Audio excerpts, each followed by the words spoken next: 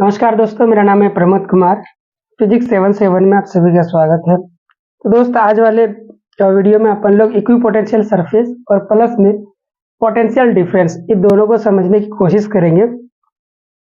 Potential आपका क्या होता है वो अपन लोग ऑलरेडी बात कर चुके हैं प्रीवियस वीडियोज में। एंड उसके साथ साथ किसी डायपोल की वजह से पोटेंशियल एक्सियल पॉइंट पे और इक्वेटोरियल पॉइंट पे कितना होता है उसके बारे में भी अपन लोग जान चुके हैं। नाउ अभी अपन लोग सीखेंगे कि सबसे पहले पोटेंशियल डिफरेंस क्या है उसके बारे में चर्चा कर लेते हैं। ठीक है, हम लोग जानते हैं कि एक पॉइंट चार्ज यदि रखा हुआ रहेगा Q, तो उसके अलग अलग डिस्टेंस पे अपने को अलग अलग पोटेंशियल मिलेगा। तो मान लेते हैं एक R1 डिस्टेंस वाला पॉइंट है P1, जहां पे पोटेंशियल को V1 से बता रहा हूं मैं।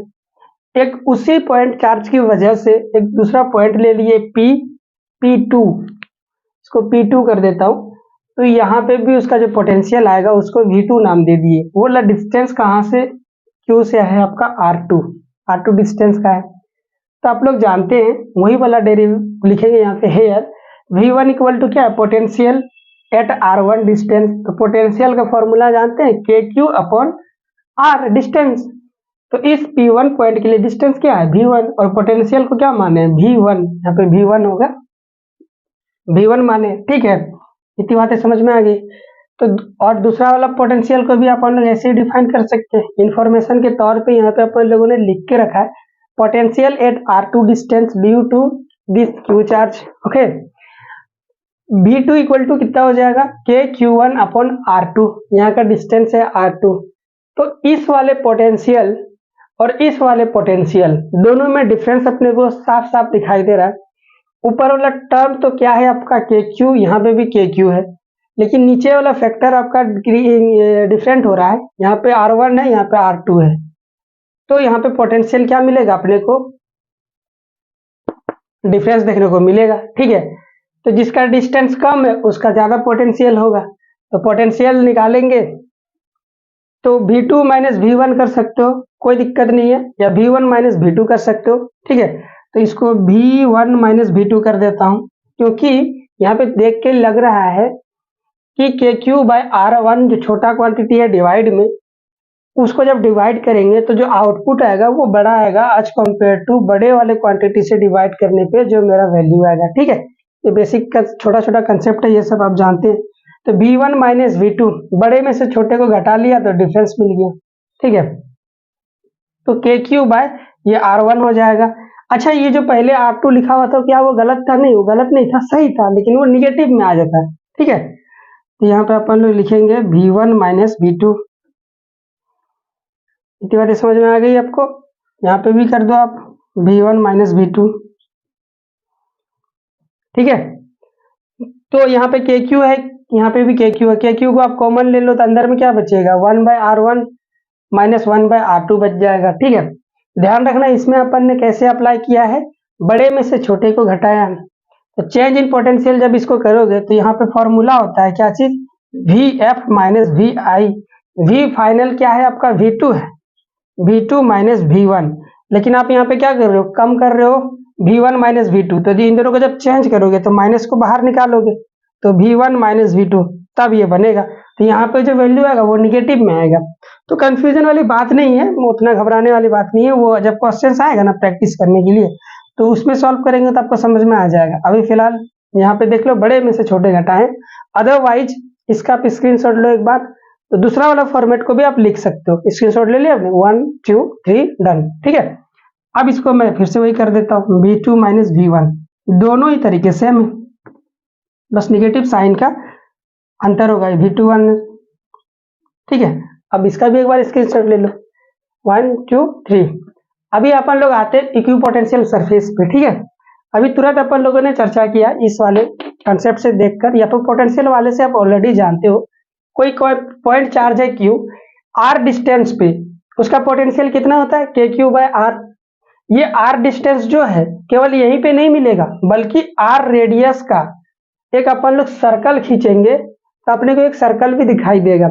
उस सर्कल के सरकमफ्रेंस का डिस्टेंस इस वाले पॉइंट से हर बार क्या मिलेगा, R मिलेगा। तो उस सर्कमफ्रेंस पे जितने भी पॉइंट लाई कर रहे होंगे सबके लिए यदि पोटेंशियल मैं लिखना चाहूँ तो हर बार मैं फॉर्मूला लगाऊंगा के क्यू बाय आर, के क्यू बाय आर, के क्यू बाय आर, वही तो लगाऊंगा क्योंकि डिस्टेंस तो मेरे पास आ रही है और क्यू मेरा क्या है, चार्ज है, और के तो कांस्टेंट सभी के लिए इक्वल होगा। तो अपन लोग देख सकते हैं कि ये वो सारे पॉइंट है जहां पे मेरा पोटेंशियल इस चार्ज की वजह से क्या आ रहा है, इक्वल आ रहा है।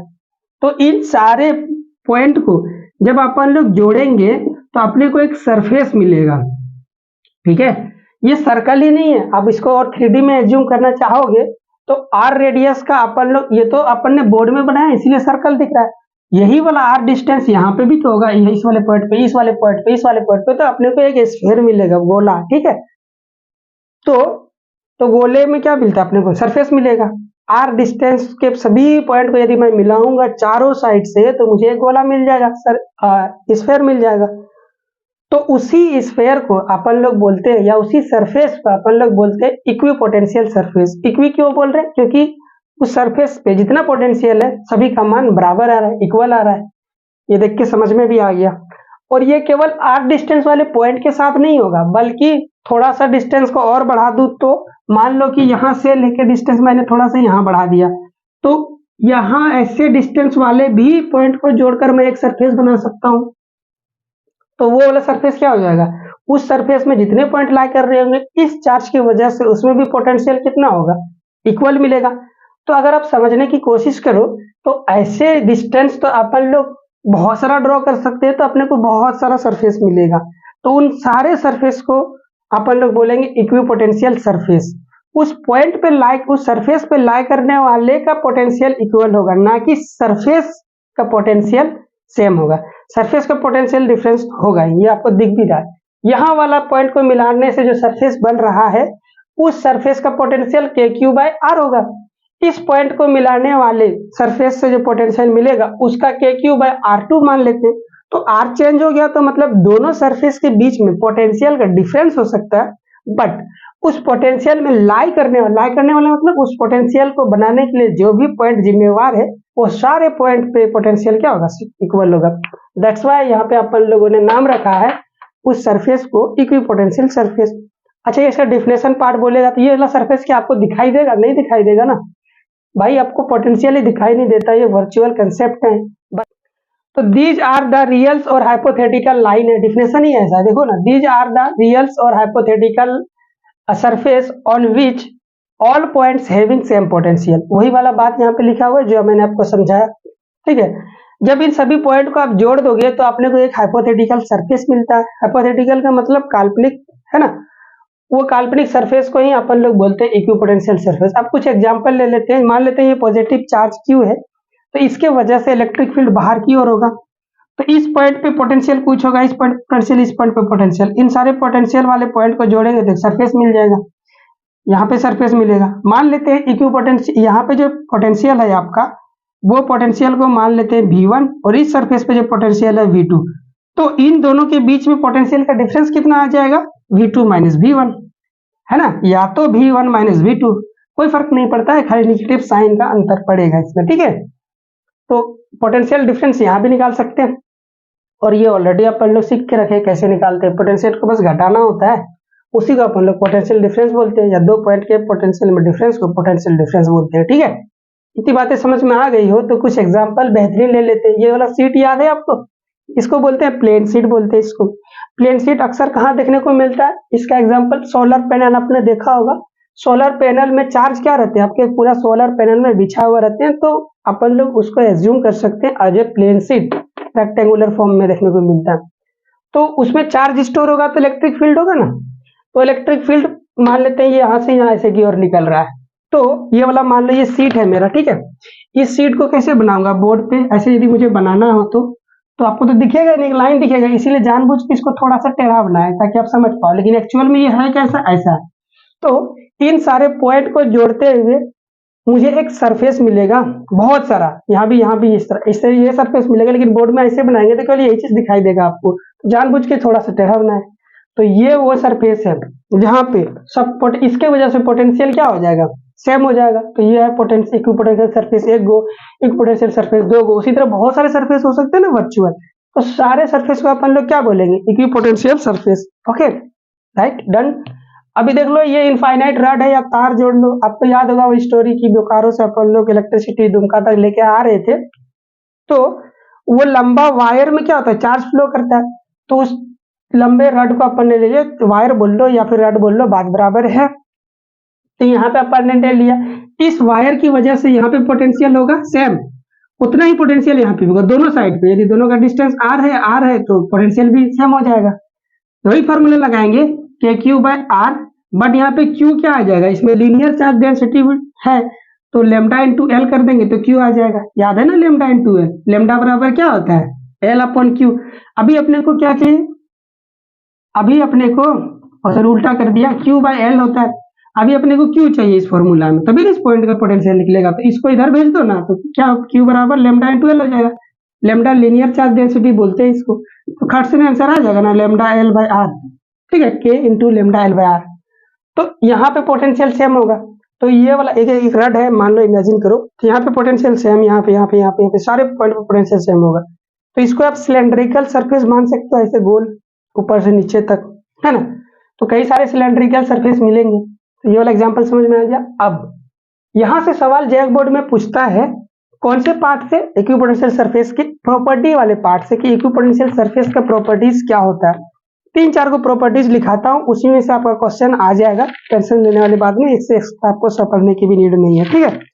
फटाफट से अब देखो स्क्रीन पे आपको कुछ पीडीएफ नोट्स प्रोवाइड कर रहा हूँ, आपको स्क्रीन पे शो हो रहा होगा। तो सबसे पहला प्रॉपर्टी, अच्छा स्फेयर का भी एग्जांपल है यहाँ पे, स्फेयर वाला एग्जांपल तो अपन लोग यहाँ से भी समझ सकते हैं ना। देखो यहाँ पे स्फेयर के केस में ऐसे ही समझ लो आप, एक मिनट इसको इरेज कर रहा हूँ, स्क्रीनशॉट लेना आपको ना, चलो ले लो पहले स्क्रीनशॉट, 1 2 3 डन। ओके, स्फेयर के केस में समझ, स्फेयर दो टाइप के होते हैं हमारे पास, एक होता है सॉलिड स्फेयर जिसके अंदर पूरा मटेरियल भरा हुआ रहता है, जिस भी मटेरियल से उस स्फेयर को बनाया गया होगा वो मटेरियल। एक होता है हेलो स्फेयर, हेलो स्फेयर क्या होता है, अंदर में पूरा खाली रहता है, खोखला रहता है, मटेरियल कहाँ रहेगा, खाली सरफेस पे रहेगा स्फेयर का। तो अपन लोग हेलो स्फेयर ले रहे हैं यहाँ पे, तो हेलो स्फेयर लेने पे यहाँ पे यदि बीच में कहीं पे भी चार्ज छोड़ दो तो चार्ज दौड़ता हुआ सरफेस पे आ जाएगा, सरफेस पे रहेगा। तो इसका इक्विपोटेंशियल कहाँ से चालू होगा, यहाँ से, यहाँ तो कोई इलेक्ट्रिक फील्ड ही नहीं है, यहाँ पे कोई चार्ज ही नहीं है, ऐसे समझ लो, कोई चार्ज नहीं रहेगा, तो जैसे ही फॉर्मूला के क्यू बाय आर लगाएंगे तो क्यू का मान 0 हो जाएगा, 0/r 0 हो गया। तो अपना चार्ज यहाँ से चालू हो रहा है, तो इलेक्ट्रिक पोटेंशियल सरफेस कहाँ से चालू होगा, यहाँ से चालू होगा इससे, ठीक है। पॉजिटिव चार्ज है तो बाहर की ओर निकलेगा, एरो एगो को बना देता हूँ, समझ में आएगा, लो जी, ठीक है। अब प्रॉपर्टीज को देखते हैं अपन लोग। हेलो स्फीयर के केस में कंडक्टर से चालू होता है, उसके अंदर से नहीं, ये याद रखना है आपको, सरफेस के, कंडक्टर के सरफेस में चार्ज होता है, that's why. Property number 1, equipotential surface का लिखा हुआ है, electric field of lines are always perpendicular to equipotential surface.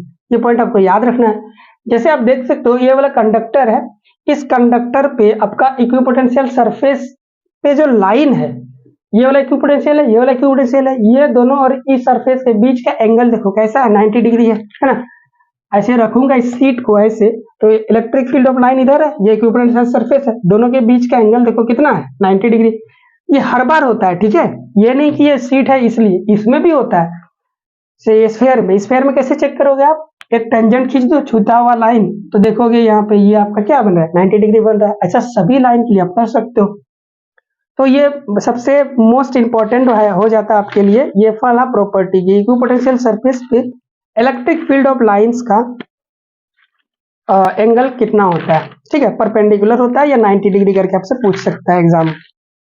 ये बात समझ में आ गई। अब दूसरा देखो, if we draw perpendicular to equipotential surface at any point it will give the direction of electric field at that point. ये देखो इलेक्ट्रिक पोटेंशियल है, मान लेते हैं ये लाइन मेरा नहीं है, ठीक है, केवल ये इक्विपोटेंशियल सरफेस ही दिया होगा, या फिर ऐसे समझ लो आप, यहाँ से इक्विपोटेंशियल सरफेस है, ये बोल दिया क्वेश्चन वाला कि ये मेरा इक्विपोटेंशियल सरफेस है, और सवाल आपसे ये पूछ रहा है कि बताओ इसका इलेक्ट्रिक फील्ड ऑफ लाइन का डायरेक्शन कहाँ होगा।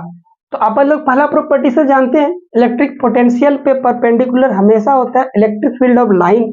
तो यहाँ पे क्या करेंगे, ड्रॉ कर देंगे इसके परपेंडिकुलर, जो भी लाइन मिलेगा अपने को, तो कर्व लाइन मिल जाएगा ऐसे, तो ये सारे लाइन जो इस सरफेस के परपेंडिकुलर है सारे के सारे रिप्रेजेंट करेंगे क्या चीज को, इक्विपोटेंशियल इलेक्ट्रिक फील्ड को। ठीक है, दोनों एक दूसरे के पहला प्रॉपर्टी और दूसरा प्रॉपर्टी ऑपोजिट हैं, सेम रिप्रेजेंट कर रहे हैं। ठीक है, चलो जी ये समझ में आ गया। तो नेक्स्ट पॉइंट देखो आप, two equipotential surface never intersect, most important है ये वाला, आपको एकदम याद रखना, जैसे पहाड़ा याद रखते हो ना आप टू का टेबल, वैसे ही याद रखना आप। Equipotential surface never intersect each other, it is because if they do we will get direction of net electric field at that point too, which is not possible। अपन लोग पहले से ऑलरेडी पिछले previous video में भी आपको बता रखा है कि दो लाइनें एक दूसरे को इंटरसेक्ट नहीं कर सकती। ऐसा यदि होता है तो उसी पॉइंट पर अपने को दो डायरेक्शन मिलेगा, जो कि असंभव है, क्योंकि कोई बॉडी का एक टाइम पे एक ही डायरेक्शन हो सकता है। बस वाला एग्जांपल बताया था आपको, एक टाइम पे t इक्वल टू 1 सेकंड पे बस या तो आगे जाएगी या तो पीछे जाएगी, दोनों करेगी आगे या पीछे, ये नॉट पॉसिबल है। कोई एक डायरेक्शन होगा किसी खास टाइम पे। तो अपन लोग इसीलिए इस बात को याद रखते हैं, ये संभव नहीं है कोई भी बॉडी का एक जगह पे दो डायरेक्शन होना। और यदि एक दूसरे को कट करता है तो हम लोग को वहां पे दो डायरेक्शन देखने को मिलेगा, एक तो ये वाला एक तो ये वाला, जो कि उस रूल के खिलाफ है, फंडामेंटल वाला रूल। ठीक है, तो ये याद रखना आपको मस्ट है। अभी लास्ट इंपॉर्टेंट पॉइंट ये चीज है, if you replace any charge on equipotential surface from one point to another point, then work done on equipotential surface as well as electric force will be zero. तो देखो इसका क्या मतलब है, इसका मतलब ये है कि ये वाला मेरा इक्विपोटेंशियल सरफेस है, आप क्या करो यहां से एक चार्ज को उठा लो और इसी सरफेस पे कहीं भी दौड़ लगाओ, आप यहां से जाके यहाँ पे आ जाओ, तो आपने इसी पोटेंशियल सरफेस पे ही आपने वर्क करा, उठा के चार्ज यहां तक ला लिया, इलेक्ट्रिक फोर्स की वजह से जो वर्क होगा वो कितना हो जाएगा, जीरो होगा। ये आपको याद करना है। ठीक है, ये प्रूव नहीं करने अपने को, बस ये आपको याद करा दिया। ये जैक बोर्ड में अक्सर पूछेगा, ये डेरिवेशन हमारे काम के नहीं, ये अदर कॉम्पिटिटिव एग्जाम में अक्सर डेरिवेशन और न्यूमेरिकल तो भर भर के पूछते हैं।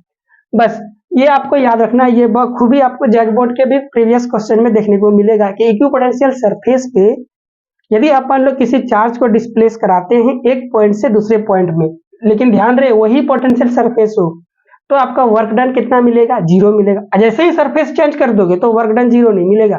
ठीक है, ये वाली प्रॉपर्टी आपको याद रखनी है। और इस तरह से हम लोग का इक्विपोटेंशियल सरफेस का जितने कंसेप्ट हैं वो सारे कंप्लीट हो गए, और पोटेंशियल डिफरेंस का भी कंसेप्ट हमारा कंप्लीट हो गया। ठीक है, एनी डाउट देन आप कमेंट बॉक्स पे पूछ सकते हैं सवाल। नेक्स्ट दिन से अपन लोग स्टार्ट करेंगे कैपेसिटर, बहुत ज्यादा इंपॉर्टेंट है ये कैपेसिटर। इसका डेरिवेशन एक आता है लॉन्ग क्वेश्चन में, अक्सर पूछेगा कैपेसिटर से डेरिवेशन, तो आपका एनर्जी स्टोर्ड इन कैपेसिटर, यही सवाल आपसे पूछ सकता है और इससे ज्यादा नहीं पूछेगा कैपेसिटर में। डेरिवेशन के फॉर्म में है, डेरिवेशन दो तीन इसका, सीरीज कॉम्बिनेशन का भी डेरिवेशन है, पैरेलल कॉम्बिनेशन का भी डेरिवेशन है, बट वो ज्यादा इंपॉर्टेंट नहीं। जितना इंपॉर्टेंट है आपका कैपेसिटर में एनर्जी स्टोर्ड बाय कैपेसिटर, ये वाला डेरिवेशन। ठीक है, तो नेक्स्ट वीडियो में अपन लोग कैपेसिटर को स्टार्ट करेंगे, बेसिक फंडामेंटल जो भी कंसेप्ट होते हैं सब इसको देखते हुए। तो गाइज आज की सभा को यहीं पे समाप्त करते हैं। Bye bye, thank you so much.